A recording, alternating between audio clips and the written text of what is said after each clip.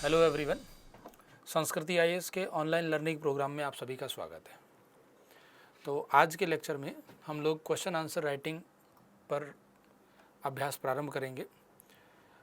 UPSC में economy के questions कैसे आते हैं, उनका कैसे आंसर लिखा जाता है, फॉर्मेट कैसे तैयार किया जाता है, विगत वर्ष में क्वेश्चन जो आए हुए हैं वो उनका फॉर्मेट कैसे बनना चाहिए था, कैसे उनका आंसर और बेहतर लिखा जा सकता था, उनके आधार पर कुछ अभ्यास प्रश्न हों जिनको टीचर ने स्वयं ही बनाया हो, ये सारी बातें इस कोर्स के दौरान हम चर्चा करेंगे। सबसे पहले मैं आपको ये बता देता हूँ कि इस ऑनलाइन लर्निंग प्रोग्राम में आपको क्या क्या प्राप्त होने वाला है, तो वो एक बार डिस्कस कर लेते हैं। हम लोग किसी भी टॉपिक पर क्वेश्चन डिस्कस करने से पहले उस टॉपिक की एक बेसिक समझ संक्षेप में डिस्कस कर लेंगे। यानी एक एग्जांपल छोटा सा सुना देता हूँ। जैसे मान लो हमें बजट का कोई क्वेश्चन मिला मेंस का, तो हम सबसे पहले बजट पर एक डिस्कशन कर लेंगे कि बजट में क्या क्या पढ़ाया जाता है मेंस के दृष्टिकोण से।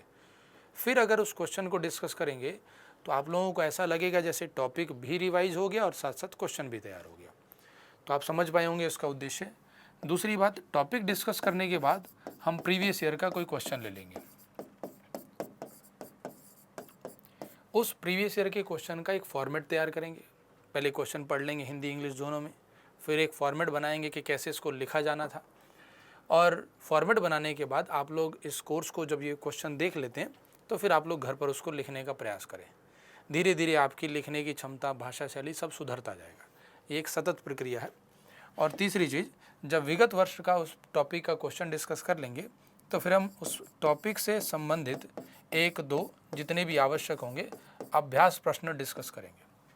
सेम उसी तरह अभ्यास प्रश्न पर भी हम लोग पहले एक फॉर्मेट तैयार करेंगे और आप लोग घर बैठ करके उस अभ्यास प्रश्न को पूरा लिख लेंगे। इससे दो पर्पज़ सॉल्व होते हैं। एक तो आपकी लेखन शैली का अभ्यास हो जाता है, आपकी भाषा शैली कमांड होने लगती है उस पर। और तीसरी बात, टॉपिक का रिवीजन भी हो गया और साथ साथ क्वेश्चन भी सॉल्व हो गया, जो हमारा मुख्य उद्देश्य है। तो इस कोर्स के दौरान हम इन तीन मुद्दों पर बात करेंगे। अब चूँकि हम बात करेंगे आज यूपीएससी में इकोनॉमिक्स के क्वेश्चन कैसे आते हैं, एक इंट्रोडक्शन पार्ट आज हम डिस्कस करेंगे। इस लेक्चर के दौरान मैं आपको ये बताने का प्रयास करूँगा कि यूपीएससी में इकोनॉमी के क्वेश्चन अब तक किस प्रकार से आए हैं, उनको कैसे लिखा जाना था, कौन कौन सी बेसिक बातें आपको ध्यान रखनी है। और ये सब डिस्कस करने के बाद फिर हम एक टॉपिक उठा लेंगे और उस टॉपिक पर क्वेश्चन की चर्चा प्रारंभ करेंगे। तो सबसे पहले हम लोग एक बार इसकी एक समझ विकसित कर लेते हैं कि कैसे कैसे इस पर क्वेश्चन आते हैं। इकोनॉमिक्स सेक्शन में मैं इकोनॉमिक्स के मेंस के सिलेबस को 4-5 भाग में डिवाइड कर रहा हूँ। जो मेंस का सिलेबस लिखा है यूपीएससी ने, उसमें कुछ टॉपिक हम डिवीज़न बना लेते हैं ताकि उसमें से एक एक टॉपिक में से एक एक क्वेश्चन यूज़ करके डिस्कस करते रहेंगे। और हम इस पूरे कोर्स के दौरान इकोनॉमिक्स के लगभग 50 से अधिक क्वेश्चन पर चर्चा करेंगे, जिसमें विगत वर्ष और अभ्यास प्रश्न दोनों शामिल होंगे। मेरा ऐसा मानना है कि अगर आप सभी विषयों के लगभग 50 क्वेश्चन डिस्कस करते जाएं और उनका फॉर्मेट तैयार कर लें, उनको घर पे लिख लें, तो आपकी आंसर राइटिंग बहुत हद तक सुधर जाती है। और चूँकि आप कोई ना कोई ऑप्शनल भी आपके पास होगा, आप यही प्रक्रिया ऑप्शनल में भी अपनाएं, तो मेरा मानना है कि मेंस की तैयारी इससे बेहतर नहीं हो सकती। टॉपिक भी साथ में रिवीजन हो गया, क्वेश्चन भी डिस्कस हो गया, टीचर ने फॉर्मेट भी बता दिया और आपने क्वेश्चन को लिख भी लिया। तो इसको सतत प्रक्रिया, आप सतत अभ्यास में लाना है आप लोगों को। तो इकोनॉमिक्स के मेंस के क्वेश्चन में एक टॉपिक लिखा है सिलेबस में, समावेशी विकास। और समावेशी विकास के साथ साथ एक और टॉपिक यूपीएससी ने लिखा है, वो है संसाधनों की गतिशीलता। संसाधनों की गतिशीलता।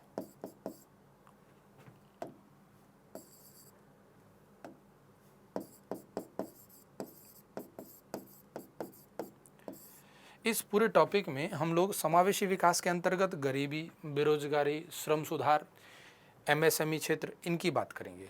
और जो संसाधनों की गतिशीलता लिखा है, ये अर्थव्यवस्था का एक व्यापक शब्द है। इकोनॉमिक्स सेक्शन में बहुत ब्रॉड वर्ड है। इसमें क्या क्या चीज़ें आ सकती हैं, आप कह सकते हैं इसमें पूरी इकोनॉमी को एक छोटे से शब्द में ख़त्म किया जा सकता है कि संसाधन गतिशील होने चाहिए।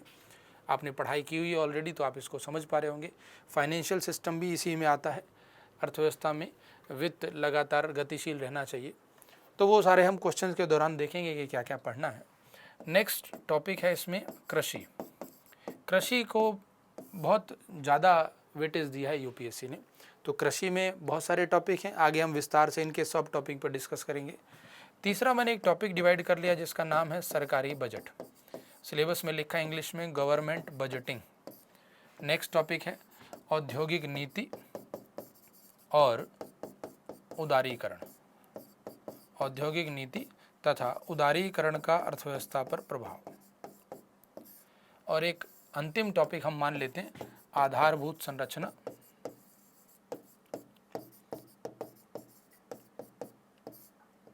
और साथ में निवेश मॉडल।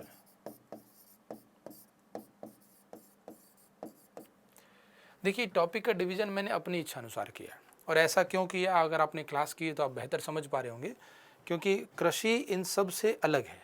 तो कृषि को मैंने एक अलग सेक्शन बना दिया। बजट में आपको पता है कि टैक्स वगैरह पढ़ाया जाता है, पूरा बजटिंग प्रक्रिया होती है, तो बजट का क्वेश्चन लगभग हर साल मिलता है। औद्योगिक नीति को मैंने उदारीकरण के साथ क्यों लिखा है, क्योंकि उदारीकरण के दौरान नई औद्योगिक नीति आई थी और यूपीएससी इस पर क्वेश्चन पहले भी पूछ भी चुका है। आधारभूत संरचना को निवेश मॉडल के साथ ही पढ़ना होता है, इसीलिए मैंने ऐसा सेग्रीगेशन किया। अब इन्हीं टॉपिक के अनुसार हम इनमें से एक एक टॉपिक के क्वेश्चन उठाएंगे विगत वर्षों के, उसी पर अभ्यास प्रश्न बनाएंगे, उसके फॉर्मेट तैयार करेंगे।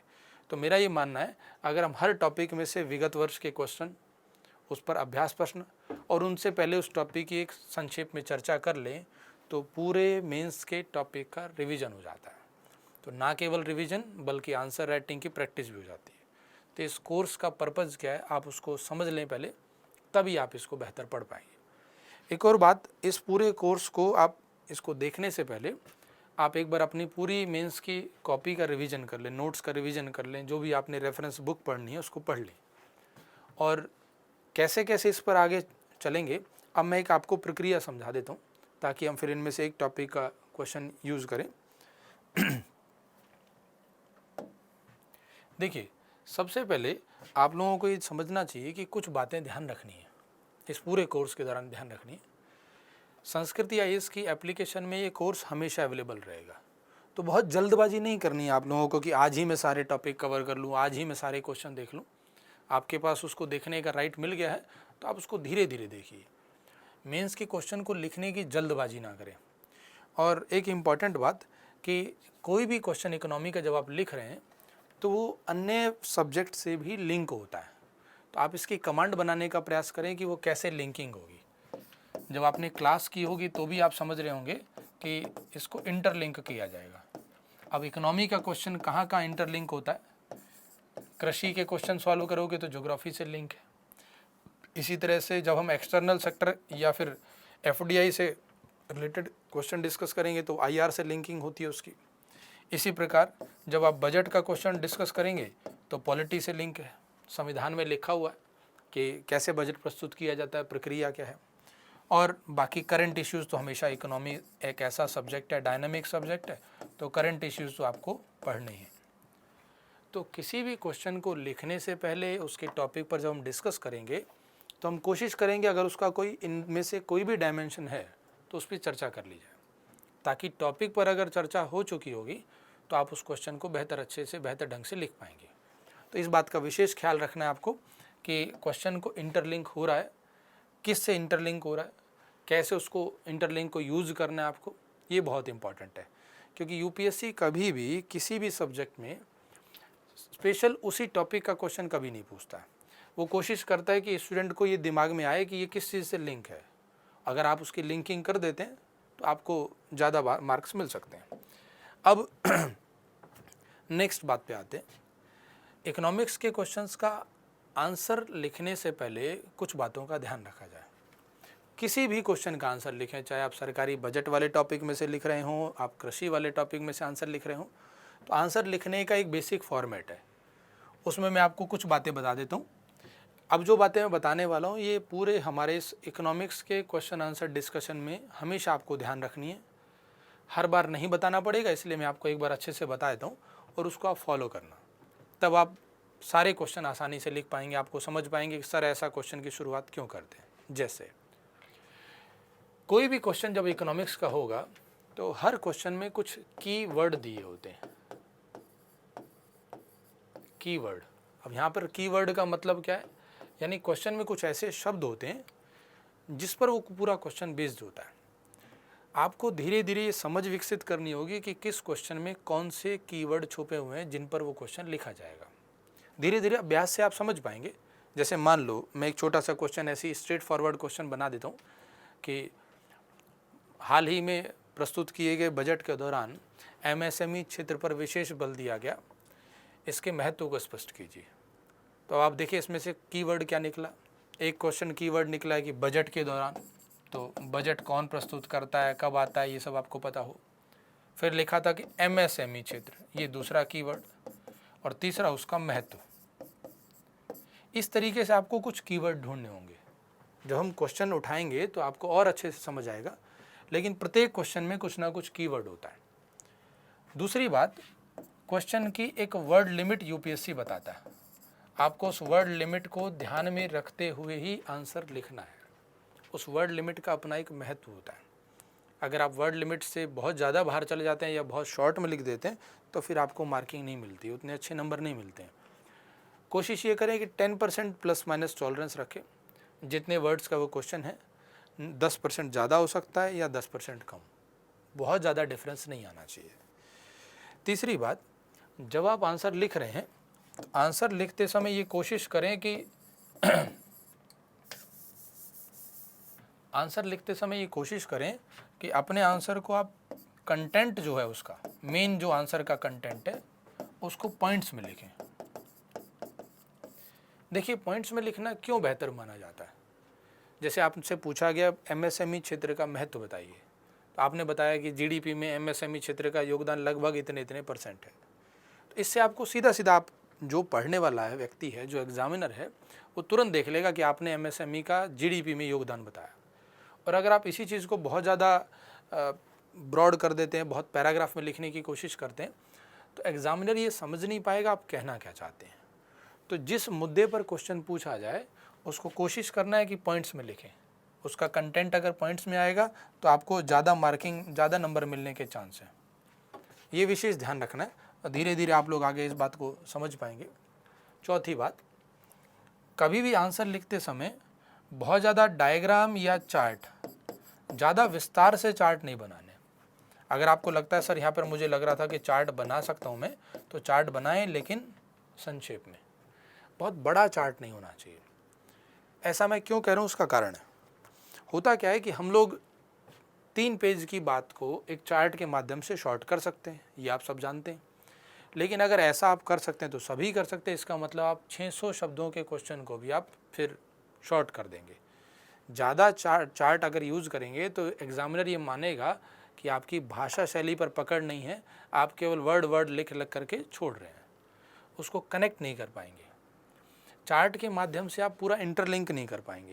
तो इसलिए चार्ट जब भी बनाएं वो संक्षेप में रहता है तो बेहतर होगा।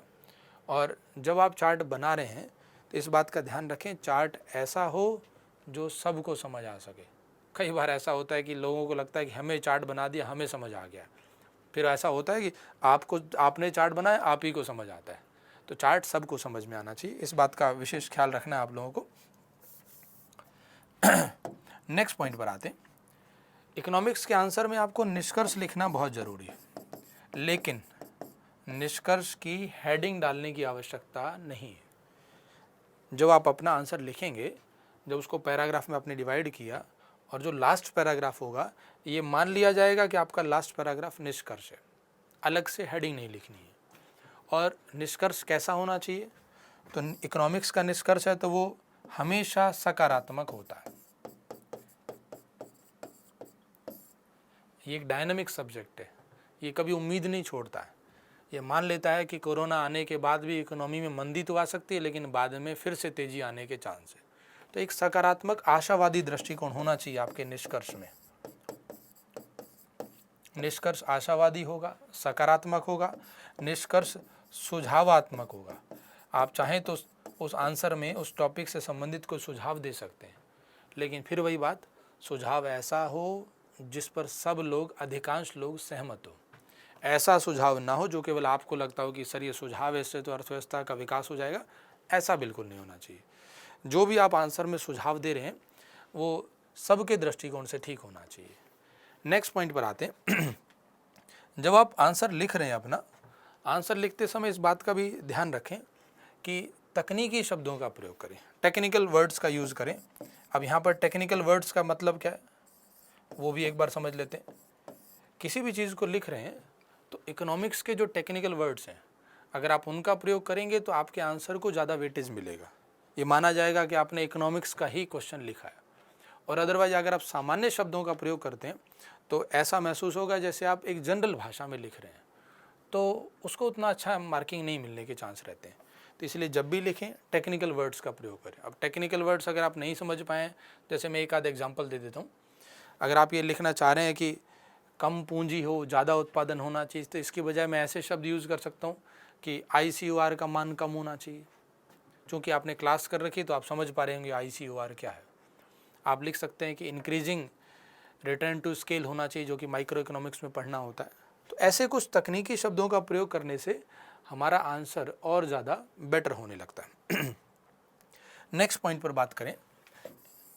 नेक्स्ट पॉइंट कौन सा हो सकता है, एक बार फिर से देख लेते हैं। और पॉइंट भी कुछ इसमें लिखे जा सकते हैं। जैसे जब भी आप निष्कर्ष लिख रहे हैं तो निष्कर्ष में कोशिश करनी है कि कोई अगर करंट में सरकार की योजना चल रही है, सरकारी योजना, उस सरकारी योजना को आप अपने निष्कर्ष में यूज़ कर सकते हैं। एग्जाम्पल जो मैंने अभी क्वेश्चन लिखा था, उस क्वेश्चन में था कि बजट में MSME क्षेत्र का महत्व। तो आप अगर बजट में सरकार ने MSME क्षेत्र से संबंधित कोई योजना की शुरुआत की या पहले से कोई योजना चल रही है, उस योजना का वहाँ नाम मेंशन कर सकते हैं कि वर्तमान में सरकार MSME क्षेत्र का विकास करने के लिए या उसमें और ज़्यादा उत्पादन को बढ़ावा देने के लिए XYZ को योजना चला रही है। इससे ऐसा लग जाता है कि आपको उस टॉपिक के करंट इश्यूज़ की भी जानकारी है। कोई कमेटी आई हो, उस कमेटी की रिपोर्ट आई हो, उसका नाम आप मेंशन कर सकते हैं। सुझावात्मक में दे सकते हैं, सुझाव दे सकते हैं कि सरकार को इस कमेटी की रिपोर्ट को लागू करके MSME क्षेत्र का और विकास करना चाहिए। तो निष्कर्ष में आप सरकारी योजना लिख सकते हैं। जैसे अब मैं एक बार फिर से आपको रिवीजन करा देता हूँ। जब भी आप इकोनॉमिक्स का क्वेश्चन लिख रहे हैं तो कीवर्ड्स का ध्यान रखें। जैसे कीवर्ड एक ये भी है कि उसमें लिखा है कि मूल्यांकन कीजिए, कभी लिखा विवेचना कीजिए। हम क्वेश्चंस के दौरान ये समझते रहेंगे कि मूल्यांकन, विवेचना, टिप्पणी, इनका मतलब क्या है, वो आप क्वेश्चन के साथ साथ समझेंगे तो ज़्यादा बेहतर रहेगा। वर्ड लिमिट क्रॉस नहीं करनी है। थर्ड, कंटेंट जब लिखना है तो जो मेन कंटेंट है आंसर का, कोशिश करेंगे उसको पॉइंट्स में लिखें। चौथी बात, चार्ट बनाएं लेकिन संक्षेप में। अगर आपको लगता है चार्ट बनाने की आवश्यकता थी तो संक्षेप में। निष्कर्ष जब लिखेंगे तो सकारात्मक, आशावादी, सुझावात्मक, और जो मैंने अभी लिखा था कि निष्कर्ष में आपको सरकारी योजनाओं का प्रयोग कर सकते हैं। और एक बात कि टेक्निकल शब्दों का प्रयोग करें। मेरा मानना है कि इन सब बातों का ख्याल आपको प्रत्येक क्वेश्चन में रखना। कैसा भी क्वेश्चन हो, बजट का हो क्वेश्चन, कृषि का हो, उदारीकरण का क्वेश्चन हो, कैसा भी क्वेश्चन हो, प्रत्येक क्वेश्चन में इन बातों का आप ख्याल रखेंगे। जैसा मैंने आपको पहले कहा कि ये वीडियो ऐप में उपलब्ध रहेगा हमेशा, तो बहुत जल्दबाजी नहीं करनी है आपको। आप इसको दोबारा भी देख सकते हैं। इसीलिए ऐसा नहीं करना है कि आपको इसे सर जल्दी जल्दी मैं लिख लेता हूँ, लिखने की आवश्यकता नहीं है। अब एक बात और सुन लेते हैं हम, तो फिर हम अपना क्वेश्चन पे टॉपिक पर आ जाएंगे सीधा। जब भी आप आंसर लिख रहे हैं, आंसर लिखने से पहले हम जब उस टॉपिक की डिस्कशन करेंगे, उसका फॉर्मेट तैयार करेंगे, तो फॉर्मेट तैयार करने में आपको करंट इश्यूज़ का विशेष ध्यान रखना है। जैसे मैंने अभी कहा आपसे कि आप आंसर लिख रहे हैं, आंसर लिखते समय उसको करंट अफेयर से जोड़ना है। अब आपके दिमाग में आता है सर ये करंट इश्यूज़ करंट अफेयर से जोड़ें कैसे, इसका सोर्स क्या है? तो मैं यहाँ पर कुछ सोर्स बताता जा रहा हूँ आपको। जैसे सोर्स में सबसे पहले किसी मंत्रालय की वेबसाइट, एग्जाम्पल MSME क्षेत्र की बात हो रही थी, MSME मंत्रालय अपना वेबसाइट है उसकी, वहाँ पर एनुअल एक रिपोर्ट प्रकाशित होती है। उस रिपोर्ट में ये डेटा मिल जाएगा, आपको आंकड़े मिल जाएंगे कि वर्तमान में MSME क्षेत्र का क्या महत्व चल रहा है, क्या उसकी भूमिका है अर्थव्यवस्था में, कितना उससे रोज़गार मिलता है, कितना GDP में योगदान है, निर्यात में क्या भूमिका, आयात में क्या भूमिका, उससे कितना वैल्यू एडिशन हो रहा है, क्या वो इनोवेशन को बढ़ावा दे रहा है, कितने स्टार्टअप डेवलप हो रहे हैं। सारी जानकारी आपको रिपोर्ट में मिलेगी और रिपोर्ट का ओरिजिनल सोर्स उस पर्टिकुलर टॉपिक के मंत्रालय की वेबसाइट। इससे ज़्यादा ऑथेंटिक सोर्स नहीं हो सकता। फिर आपको आर्थिक समीक्षा, इकोनॉमिक सर्वे, संभव हो तो इकोनॉमिक सर्वे को मेंस के क्वेश्चन में लिंक करें। कोई भी टॉपिक पर आप क्वेश्चन लिखेंगे तो हमें कोशिश करनी है कि अगर उस टॉपिक पर इकोनॉमिक सर्वे में कुछ बताया गया है तो हम मेंशन कर सकते हैं। कैसे मेंशन करेंगे, भाषा शैली कैसी होगी, जैसे आर्थिक समीक्षा 2020-21 के अनुसार, आर्थिक समीक्षा 2019-20 के अनुसार। ऐसा लिखने से एग्जामिनर को ये समझ में आता है कि आप इकोनॉमिक सर्वे पढ़ते हैं। और ये बात आप सभी लोग जानते हैं कि economic survey finance ministry publish करती है, तो ये एकदम ऑथेंटिक सोर्स है। तीसरी चीज़, आप कुछ मैगज़ीन पढ़ते होंगे, जैसे योजना, कुरुक्षेत्र, इनको आप रेगुलर पढ़ते रहें। इनसे आपकी लैंग्वेज डेवलप होती है, आपकी भाषा शैली डेवलप होती है, आपको शब्दावली और मिलती है। लेकिन जब आप आंसर लिखेंगे तो उनका नाम नहीं लिखना है कि ये मैंने योजना से उठाया, ये मैंने कुरुक्षेत्र से, क्योंकि ये मैगज़ीन है और ये आर्थिक समीक्षा एक रिपोर्ट है, पूरे भारत सरकार की पूरी उस अर्थव्यवस्था की रिपोर्ट है। तो इनको आप पढ़ें ज़रूर, लेकिन इसको पढ़ना ज़रूर है, परंतु योजना और कुरुक्षेत्र का नाम आंसर में नहीं लिखना है। उसके अलावा आप और कहाँ से अपडेट कर सकते हैं, जैसे PIB की वेबसाइट आप लोग यूज़ करते होंगे, PRS की वेबसाइट यूज़ कर सकते हैं। इस वेबसाइट पे आपको सारे बिल मिल जाएंगे जो विधेयक संसद में प्रस्तुत हो रहे हैं, जो विधेयक पारित हो गए हैं। जैसे आपको इंसॉल्वेंसी एंड बैंकरप्सी कोड, दिवालियापन एवं बैंकरप्सी संहिता, मान लो उसमें कुछ संशोधन हुआ है, और संशोधन आपको संक्षेप में जानकारी चाहिए, तो PIB और PRS की वेबसाइट से आपको संशोधन संक्षेप में पता चल जाएगा। बिल्कुल समराइज वहाँ पे मिलता है, हिंदी इंग्लिश दोनों में मिलता है, एकदम घबराने की आवश्यकता नहीं है। और इसके अलावा आप अपनी लैंग्वेज को सुधारने के लिए, मैं मानता हूँ कि NCERT तो आप पढ़ ही रहे हैं। यही कारण है कि संस्कृति IAS के द्वारा सभी विद्यार्थियों को NCERT उपलब्ध कराई जा रही है। देखिए, ये बात सब लोग सहमत हैं कि NCERT से हो सकता है डायरेक्ट क्वेश्चन ना पूछे, लेकिन NCERT आपकी पढ़ने की एक समझ विकसित करती है, आपकी तार्किकता बढ़ती है कि इस बात को कैसे पढ़ा जाता है, एक बुकिश लैंग्वेज कैसी होती है। क्लास में जब समझाया जाता है तो टीचर का अपना समझाने का तरीका होता है, तो आप NCERT अगर 1-2 बार पढ़ लें तो ठीक रहता है। और अगर इन सब सोर्स के अलावा नीति आयोग की वेबसाइट भी यूज़ कर सकते हैं आप लोग। नीति आयोग द्वारा बहुत सारी रिपोर्ट आती रहती हैं, और सारी वेबसाइट का क्रक्स आपको संस्कृति IAS की वेबसाइट पे मिल जाएगा। इस वेबसाइट पर आपको जो भी कुछ लेटेस्ट इशू चल रहे होंगे वहाँ से आप इसको अपडेट कर सकते हैं। आपकी इच्छा है, आप जहाँ से अपडेट करें। तो मेरा ये मानना है कि किसी भी क्वेश्चन का टॉपिक पर चर्चा करने से पहले या टॉपिक का क्वेश्चन डिस्कस करने से पहले आप इन बातों की एक समझ विकसित कर लें। इस वीडियो को आप 1-2 बार देख लें, ताकि आप आगे का क्वेश्चन डिस्कस करने से पहले आपको पता चल जाएगा कि सर अब आगे क्या करने वाले हैं। मेरा ये मानना है ना कि आप सीधा आज क्वेश्चन लिखा, फिर लिखा, इन बातों को अगर ध्यान रखेंगे तो ये हर क्वेश्चन में काम आने वाली है। मैं एक बार इसका क्विक रिवीजन कर देता हूँ, फिर हम जल्दी से नए टॉपिक पर चलेंगे। तो एक बार सुन लेते हैं जो बातें मैंने बताई कि मेंस के क्वेश्चन इनमें से किसी टॉपिक से होते हैं। मैंने टॉपिक को 5 भाग में तोड़ दिया। नेक्स्ट, कोई भी टॉपिक का क्वेश्चन हो, कोशिश करेंगे उसको इंटरलिंक करने की, जहाँ भी संभावना उसको इंटरलिंक करेंगे। नेक्स्ट बात, क्वेश्चन चाहे कैसा भी हो, बजट का हो या कृषि का, उसकी कुछ मुख्य बातें ध्यान रखनी है। क्वेश्चन के कीवर्ड को फोकस करना है, जहाँ से हम जल्दी लिख पाएंगे। टाइम बचाने का ये सबसे इम्पॉर्टेंट एस्पेक्ट है, कीवर्ड्स। क्वेश्चन की मुख्य बातें अगर पकड़ लें तो जो कहा जाता है ना 7-8 मिनट में क्वेश्चन लिखना है, वो इसी से संभव है। UPSC का क्वेश्चन सामान्यतः आप देखते हैं कि 3 लाइन का तो क्वेश्चन ही होता है, तो 3 लाइन के क्वेश्चन को पढ़ना, उसमें भी कभी कभी क्लिष्ट हिंदी लिखी होती है, फिर उसको समझना, फिर लिखना शुरू करें, और राइटिंग भी अच्छी हो, कंटेंट भी नपातुला हो। इसके लिए क्वेश्चन को शॉर्ट में पढ़ना होता है, यानी क्वेश्चन की मुख्य वर्ड उठाने होते हैं, जिसको मैंने कीवर्ड नाम दिया। वर्ड लिमिट में लिखना है क्वेश्चन, कंटेंट को पॉइंट्स में लिखेंगे तो ज़्यादा इफेक्टिव रहता है। चार्ट संक्षेप में बनाना, निष्कर्ष का ध्यान रखना है। मेरा मानना है कि सबसे इम्पॉर्टेंट हिस्सा निष्कर्ष होता है। देखिए, भारत में गरीबी है, ये नेताजी को भी पता है। भारत में बहुत गरीब हैं, भूखमरी है, ये सब बातें सबको पता है, लेकिन उपाय क्या है? तो उपाय, सुझाव बताइए। सकारात्मक दृष्टिकोण कैसे, कि गरीबी कैसे कम हो सकती है वो बताइए। अर्थात निष्कर्ष आपकी प्रशासनिक सोच को दर्शाता है कि आप कैसे प्रशासनिक अधिकारी बन के समस्याओं को हल करने में मदद करेंगे। तो जो आपकी पर्सनल थॉट है वो निष्कर्ष से पता चलती है। इसलिए इस हिस्से पर विशेष ध्यान रखना है आपको। निष्कर्ष गलत नहीं होना चाहिए। अंत भला तो सब भला, तो अंत बढ़िया ही होना चाहिए। जितना अच्छा रहता है उतना टीचर खुश हो जाएगा, एग्जामिनर खुश होगा, फिर आपको अच्छे मार्क्स दे पाएगा। और जो मैंने कहा कि टेक्निकल वर्ड्स का ध्यान रखना है निष्कर्ष में, सरकारी योजनाएं भी। उसके अलावा करंट इश्यूज आप इन सब सोर्स से अपडेट कर सकते हैं। ये सब आप काम कर लें, आपको ये सब समझ आ गया हो, तो फिर हम नेक्स्ट टॉपिक उठा करके उस पर क्वेश्चन डिस्कस प्रारंभ करते हैं।